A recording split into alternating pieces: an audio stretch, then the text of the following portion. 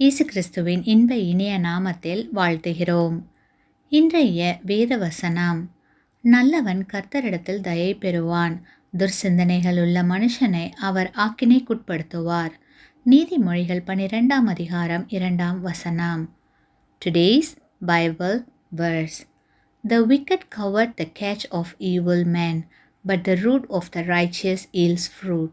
Proverbs chapter 12 verse 2.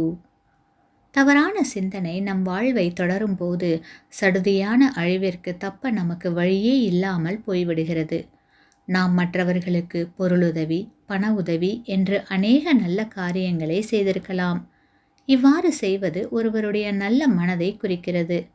ஆனால் இப்படி செய்துவிட்டு தன்னுடைய சிந்தனையில் நல்ல எண்ணம் இல்லையெனில் செய்த அனைத்து உதவிகளும் வீணானவைகளே. இப்படிப்பட்டவர்களை தேவன் நேசிப்பதில்லை. நாம் என்ன செய்கிறோம் என்பதை விட என்ன சிந்திக்கிறோம் என்பது மிக முக்கியமானது.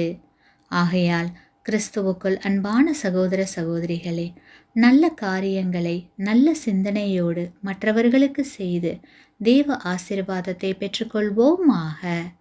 ஆமேன். நீங்கள் பெற்ற இந்த ஆசீர்வாதத்தை மற்றவர்களோடு பகிர்ந்து கொள்ளுங்கள்.